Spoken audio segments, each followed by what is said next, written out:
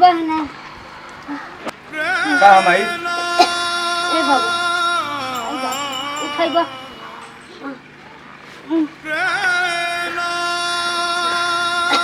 ए बाबू तनी दवाई लिया था बड़ा कपरवा घूमता का हो एजा का होता माई कहती है दवाई लियावे के और महीना पिन का तबीयत खराब होत रहला झूठ पे झूठ बोलत रहली चलो काम करो जा तू अंदर से चलो बेटा माई की दवाई ले आवे अरे बुढ़िया चल गाय के ले दी चलो चल दिन भर बैठे ले बैठ बैठ के खाली खाए जा रही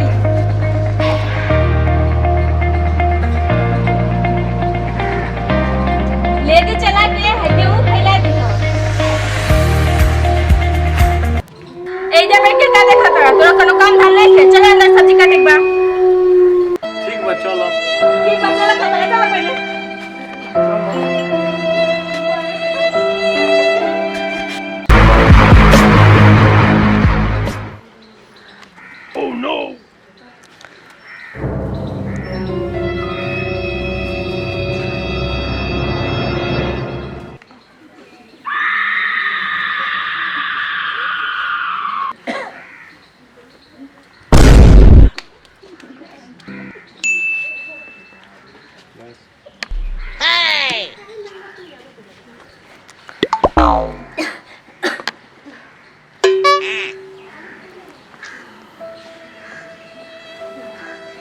हे भगवान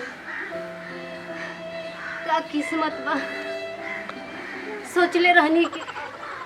सीता जैसन बहू मिली लेकिन एकर उल्टे हो गए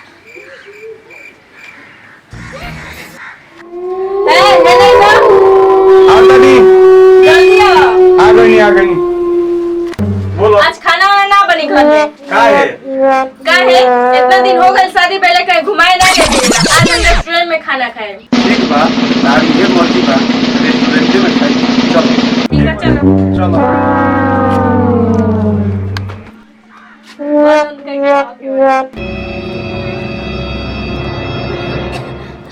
ए बहू तनी दवाई पन्नी देके जा ई बुढ़िया हमेशा बैंक खानी टर करत रहेले जब देखो तब हमेशा दवाई घटल रहला पानी घटल रहला कभी कुछ घटल रहला जब हमरा कहीं जाए रहला एकदम जदरा खराब कर देले बैंक खानी दिन भर टर करत रहेली हम तारू लोग के कहीं जाए से कहां रुकत है बस तनी दवाई पन्नी दे के ओकरा बाद जहां मन करे जानो अरे माई तेहू हद क देले बाड़ी जब कहीं गइला पर जगह बिलाई रास्ता काटेली सोन होएंगे तेहू जतरा खराब करे तरी तेहू बिलाई से कम नहीं खीस ए बाबू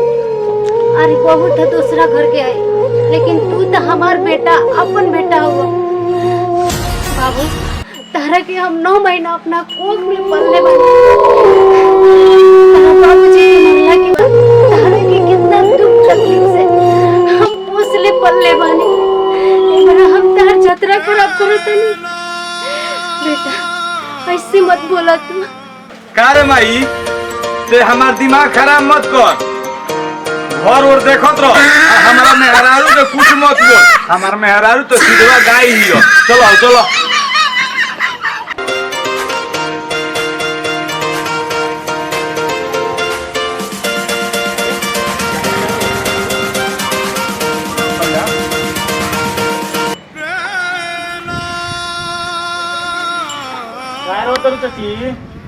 का भइल बा ए बाबू हम अपना किस्मत पर रोत हमार बेटा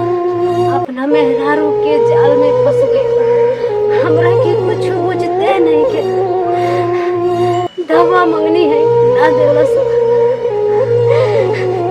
झकझोर के डांट बोल के निकल गइला चाची तू हमरा के बेटा समझे लो बोला तारा कौन काम बा हाँ बाबू जैसे हमार बेटा बा वैसे तू हमार बेटे बड़ा बाबू तनी होने देखो ना दवाई हो तनी लिया दो ठीक बा चाची रो मत हम दवाई तारा के लियाओ तनी अबे तनी पानी ले लिया बा ठीक बा ठीक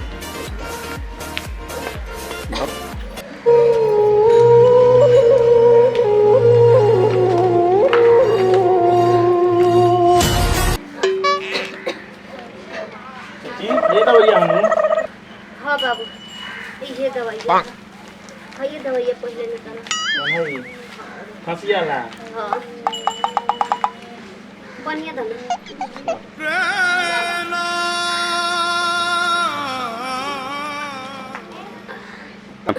चाची दवाई खा ले लू अब तू आराम कर अब हम जाते हैं दवाई पी लो जले घर देबे ना बाबू यही दे रहा ए जा पानी है जबा हाँ ठीक दवाई खा ले लू अब आराम से तू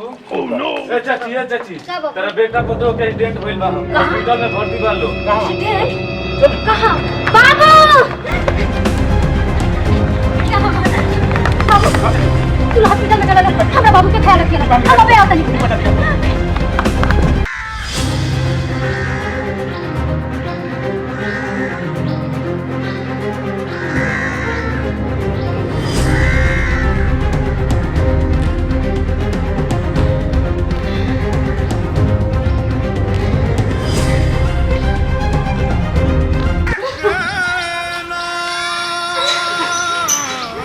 भगवान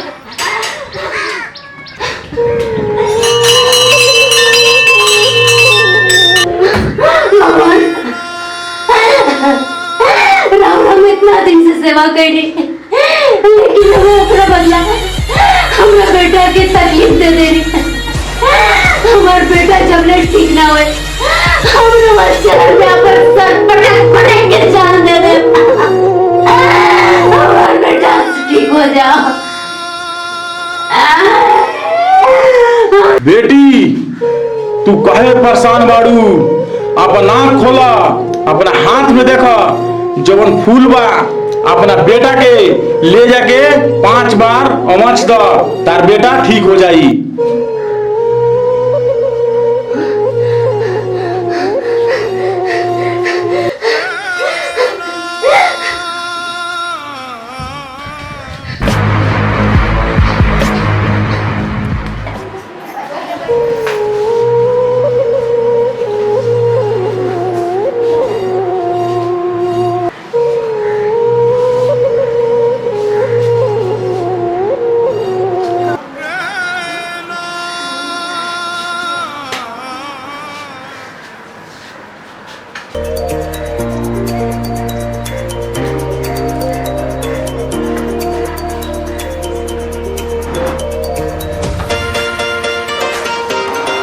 डॉक्टर साहब मजे कैसन बा